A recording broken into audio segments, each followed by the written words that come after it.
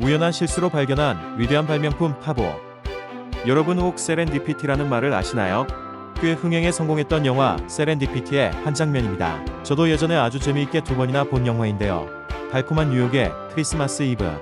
모두들 사랑하는 사람을 위한 선물을 사느라 무척 활기찬 한 백화점에서 조나단과 사라는 각자 자신의 애인에게 줄 선물을 고르다가 마지막 남은 장갑을 동시에 잡으면서 첫 만남을 갖게 됩니다. 뉴욕의 한가운데서 처음 만난 두 사람은 들뜬 크리스마스 분위기 속에서 서로의 매력에 빠지게 되어 각자의 애인이 있는데도 불구하고 맨하탄에서의 황홀한 저녁을 잠시 보내게 되면서 영화는 시작됩니다. 2002년 4월 19일 개봉된 피터 첼솜 감독의 세렌디피티는 출연진으로 존 쿠삭, 케이트 베킨세일 주연, 몰리 샤넌, 제레미 피번 조연, 평점 정보로 네티즌 평점 8.06을 받은 91분 분량의 로맨틱 코미디 영화입니다. 세렌디피티란 완전한 우연으로부터 중대한 발견이나 발명이 이루어지는 것을 뜻합니다. 특히 과학 연구의 분야에서 실험 도중에 실패해서 얻은 결과에서 중대한 발견 또는 발명을 말하죠. 이 영화는 누구나 한 번쯤은 이런 사랑을 꿈꾸고 믿으면서 살 수 있지 않을까라는 물음을 던집니다. 세렌디피티, 우연한 행운. 피터 첼솜 감독은 누구나 한 번쯤 꿈꾸는 운명적 사랑을 영화에서 아름답게 표현했습니다. 운명적으로 우연히 인류에 다가온 위대한 발견. 발명품 탑5를 알아보겠습니다. 1. 전자레인지. 마술과도 같은 조리도구의 발명.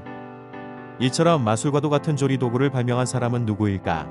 바로 미국의 과학자인 퍼시 스펜서다.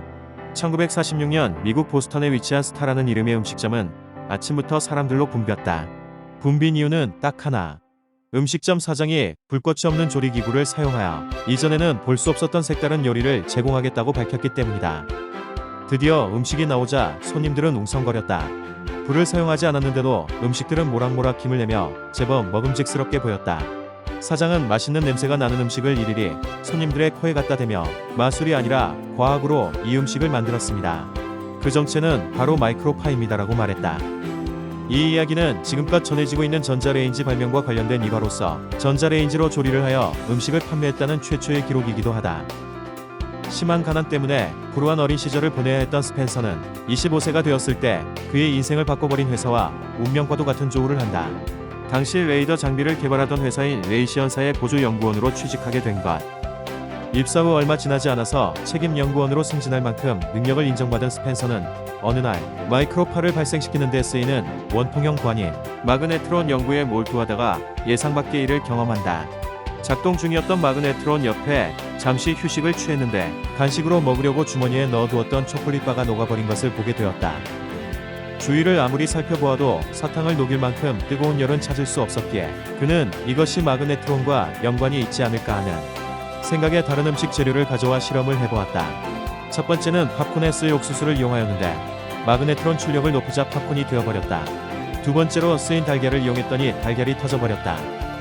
이후 여러 번의 실험 끝에 입증한 결론은 마그네트론 등에 방출되는 극초단파를 수분에 쏘이면 수분의 온도가 올라간다는 것을 알게 되었다. 퍼시 스펜서는 이것을 1945년 10월 8일에 특허를 신청하였고 1947년 레이시온사는 이것을 기초로 첫 상업용 모델을 제작하였다. 이것이 세계 최초의 전자레인지인 레이다레인지이다.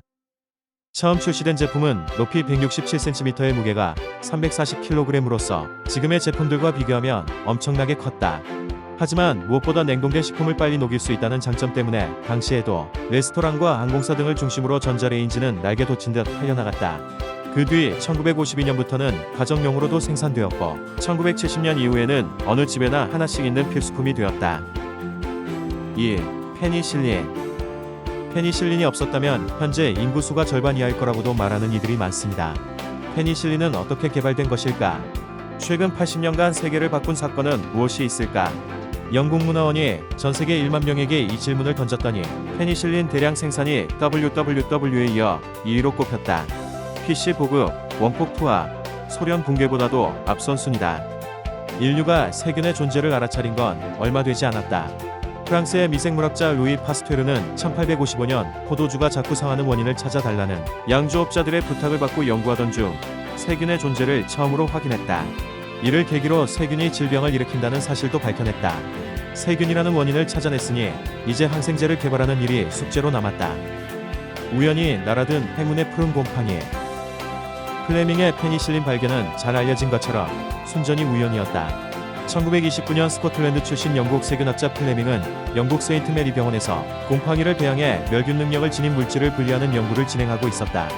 마침 플레밍의 연구실 바로 아래층에는 곰팡이로 알레르기 백신을 만드는 연구가 한창이었다. 이 실험실에서 사용한 곰팡이 중 하나가 운 좋게 위층으로 날아왔다. 푸른 곰팡이로 잘 알려진 페니실리움 노타툼은 연구실의 수많은 곳 중에서도 하필 포도 상구균이 배양되던 플레밍의 배양 용기에 가서 앉았다. 곰팡이로 오염된 부분에만 포도 상구균이 살지 못한다는 사실을 발견한 것은 플레밍이 여름 휴가를 마치고 돌아온 뒤다. 그는 휴가를 떠나면서 단지 귀찮다는 이유로 배양 용기를 배양기에 넣는 대신 실험대 위에 두고 갔다. 마침 그의 여름은 다른 해와 달리 날씨가 서늘했다. 곰팡이가 증식하기 딱 좋은 기온이었다. 추가 연구를 통해 플레밍은 이 푸른 곰팡이로부터 페니실린을 분리해내기에 이른다. 플레밍은 페니실린이 포도상구균뿐 아니라 연쇄상구균, 뇌막염균, 임질균, 디프테리아균에 항균 효과가 있다는 점을 발견했다. 하지만 플레밍은 몇 번의 실험 끝에 자신의 발견을 실패로 단정했다. 토끼의 혈액을 이용해 효과를 측정해보니 지속시간이 30분도 되지 않았고 자신의 연구를 돕던 조수의 코 속에 생긴 염증을 치료하려고 페니실린을 발랐지만 아무 효과도 거두지 못한 것이다. 다리를 절단한 환자에게도 발라봤는데 효과는커녕 폐혈증으로 사망했다. 결국 플레밍은 이듬해 5월 곰팡이에서 얻은 물질은 항균력이 우수하지만 몸에는 효과가 없을 것이라며 연구를 포기했다. 영원히 묻힐 뻔한 페니실린은 10년 뒤 하워드 플로리와 언스트 체인이라는 두 과학자에 의해 다시 빛을 보게 되었다. 플레임의 연구는 페니실린의 용량이나 투여 방법은 전혀 고려하지 않은 채 작용 시간만 측정하는 등 부족한 부분이 한두 군데가 아니었다. 결국 두 사람은 플레밍의 오류를 보완해 페니실린의 효과를 입증했고 이듬해 8월엔 포도상구균에 감염된 환자를 대상으로 임상시험을 실시해 그해 8월 논문으로 발표했다. 1943년에는 페니실린의 화학적 구조를 밝혀내 대량 생산할 수 있게 됐다. 여기서 플레밍의 페니실린을 최초로 볼 수 있느냐의 논쟁은 여기서 시작된다. 페니실린의 효과는 플레밍이 발견한 지 10년이 지나 다른 사람에 의해 증명됐기 때문이다. 그러나 최초 항생제 논쟁에서 플레밍이 지지를 받는 것은 명백한 사실이다. 3. 비아그라. 소 뒷걸음질 치다 쥐를 잡다라는 말이 있습니다. 비아그라에 딱 맞는 말인 것 같습니다. 역사적으로 특정 용도로 개발된 의약품이 우연히 다른 용도로 쓰이면서 대박을 터뜨린 대표적 사례가 아닐까 생각합니다. 비아그라의 원료인 실데나필은 처음부터 발기부전 치료를 목적으로 개발된 것이 아니다. 실데나필의 원래 임무는 새로운 방식으로 고혈압을 치료하는 것이었다. 실데나필이 실제로 얼마나 효과를 보이는지 그리고 부작용은 없는지 검사하는 과정에서 동물 실험에서는 일단 합격이었다. 이후 사람을 대상으로 한 임상시험을 거쳐야 하는데 첫 단계에서는 건강한 사람을 대상으로 약이 투여된다. 시험 결과 고혈압 치료제로 부적격이었고 협심증 치료제로도 오래전에 개발된 니트로글리세린에 비해 훨씬 작용이 약하다는 점이 밝혀졌다. 이런 상황에서 1992년 내약성 실험 결과 흥미로운 부작용이 발견됐다. 8시간마다 50mg을 10일간 복용한 사람에게서 다른 부작용과 함께 발기가 된다는 점이 보고된 것이다. 이미 막대한 연구비가 투자된 상황이기 때문에 연구 결과를 그냥 버릴 수는 없는 노릇이었다. 회사는 연구 성과를 살리는 방향을 적극적으로 모색했다.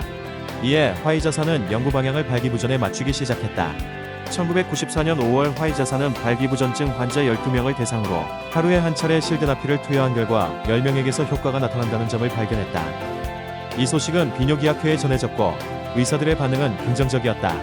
이후 화이자사는 몇 차례에 걸친 철저한 임상시험을 거쳐 1998년 3월 27일 마침내 식품의약국으로부터 비아그라의 상표명을 달고 신약 허가를 얻었고 이후 1년 만에 10억 달러 이상의 매출을 올리는 대박약품을 갖게 된다. 4. 엑스레이. 이름에서 보듯이 무선 광선인지 모른다는 뜻의 X입니다. X선 발견은 독일의 물리학자 비렐름 렌트겐 교수에 의해 확인되었고 방사선학, 핵물리학, 양자역학 등 현대 물리학의 발전에 미친 영향은 너무나 막대합니다. 잘못된 가설로 시작한 렌트겐의 실험이 어떻게 위대한 발견으로 이어지게 되었을까요? 1895년 빛이 새어나오지 않게 검은 종이로 덮고 음극선 실험을 하고 있었는데 장치를 살피던 중 언뜻 희미한 형광빛을 본 것 같았다. 혹시 음극선관이 덜 가려졌나는 생각에 검은색 마분지를 꼼꼼히 차단하고 다시 실험을 하니 그 희미한 깜박임은 실험 장치 맞은편 의자 쪽에서 나오는 것임을 확인했다. 렌트겐은 흥분에 떨며 이 보이지 않는 빛이 무엇인지 알아내기 위한 실험을 바로 시작했다. 주말 동안 밤을 새우고 그 다음 주에는 아예 실험실에서 먹고 자며 계속 실험을 반복했다. 1000페이지가 넘는 책도, 2.5cm 두께 알루미늄 판도, 5cm 두께 나무 판자도 이 빛을 완전히 막을 수 없었다. 웬트겐은 실험실에서 가장 무거운 금속인 납상자를 손으로 집어들어 빛이 나오는 곳에 대었을 때 또 다른 충격적인 장면을 보여주었다. 이 빛을 차단해서 생긴 납상자의 그림자 옆에 무언가 아주 희미하게 인화된 것이 있었다. 자세히 살펴보니 놀랍게도 그것은 바로 손가락뼈 모양의 그림자였다. X선이 발견된 순간이다. 자신의 손가락뼈를 처음 본 웬트겐은 두려움에 휩싸였다. X선의 투과 현상을 과학적으로 설명할 수 없었던 웬트겐은 이 보이지 않는 빛이 만들어내는 기괴한 현상을 의심할 여지 없이 증명해 줄 물증, 실험 결과물이 필요했다. 크리스마스 3일 전인 12월 22일 웬트겐은 설령 실험이 실패할지라도 자신을 믿어줄 사람인 약혼녀를 실험실로 초대했다. 그리고 약혼 반지를 낀 약혼녀의 손을 X선으로 촬영했다. 드디어 현상된 사진을 본 두 사람은 소리를 질렀다. 웬트겐은 자신이 미치지 않았음이 증명된 기쁨에, 약혼녀는 자신의 뼈가 찍힌 끔찍한 모습에, 약혼녀는 이 사진을 보고 시체가 된 내 모습을 보는 것 같다며 두려움에 떨었다. 약혼녀의 손을 찍은 X선 사진은 그 자체가 보이지 않는 빛이 존재함을 증명해줄 객관적인 증거가 되었다. 이 보이지 않는 빛이 만들어내는 현상을 발견하였지만 과학적으로 설명할 수 없었던 웬트겐은 이 빛을 X선이라고 명명했다. 5. 콜럼버스의 신대륙 발견. 콜럼버스가 발견한 대륙은 왜 아메리카인가? 1298년에 마르코 폴로 일행이 24년 만에 고향으로 돌아왔다. 그들은 중국이 이탈리아와는 비교할 수 없는 거대한 제국으로 풍요로운 물질 문명을 누리는 곳이라고 주장했다. 믿을 수 없는 헛소리 같았지만 폴로 일행이 가져온 진귀한 동양의 금은 보화를 본 이상 믿지 않을 수가 없었다. 1492년에 스페인 왕실이 후원했던 이탈리아 항해는 콜럼버스가 아프리카 남단을 둘러갈 필요 없이 대서양 서쪽으로 가서 인도에 도착했다는 주장을 한 것이다. 소요 시간은 포르투갈이 개척한 항모의 5분의 1에 불과한 5주 만의 말이다. 콜럼버스는 지구는 둥글기에 서쪽으로 가면 인도로 갈 수 있고 자신은 지팡구 만기를 거쳐 겐지스강에 도착했다고 주장했다. 하지만 콜럼버스는 아쉽게도 칸을 만나지 못했다. 그래도 붉은 살결의 인도인과 앵무새, 황금에 대한 풍성한 이야깃거리를 들고 돌아왔다고 주장했다. 이처럼 콜럼버스는 폴로처럼 동방의 금은 보화를 가져오지 않고 풍성한 목격담만 가져왔다. 하지만 자비로운 스페인 여왕은 이듬해의 2차 항해 때 칸에게 전달하는 친서까지 콜럼버스에게 주었다. 원정대는 무려 1500명으로 이루어졌다. 1503년 이탈리아의 항해가인 아메리고 베스푸치의 항해 보고서가 공개됐다. 그는 2년 전 포르투갈 선단과 함께 대서양을 건너 2개월 동안 항해한 다음 적도 이남에서 미지의 땅에 도착했다. 지상 낙원과도 같은 그곳은 인도도 아니고 이전에 알려진 적이 없는 새로운 세상이라고 주장한다. 베스푸치의 주장이 맞았다. 그가 도착한 곳은 유럽인들은 꿈에도 몰랐던 유럽과 아시아 사이의 거대한 땅덩이였으니 말이다. 현재의 브라질 지역이었다. 하지만 콜럼버스는 여전히 자신이 일본, 중국을 거쳐 인도까지 갔다고 믿었고 죽을 때까지 그 믿음을 버리지 않았다. 인도가 아니라면 대체 어디인지 궁금했을 것이고 아마 전혀 알려지지 않는 신세계라고 깨달았을 것이다. 그렇게 되었다면 콜럼버스가 발견한 신세계의 이름은 아메리카가 아니라 컬럼비아가 되지 않았을까? 4년 후인 1507년 지도 제작자인 발테제 밀러는 아메리고 베스푸치가 발견한 신세계를 아메리카로 부르자고 제안했고 지금에 이르고 있다. 준비하는 자에게 행운이 온다. 우연도 노력하는 자에게 찾아온다는 말이 생각납니다. 시청해주셔서 감사합니다.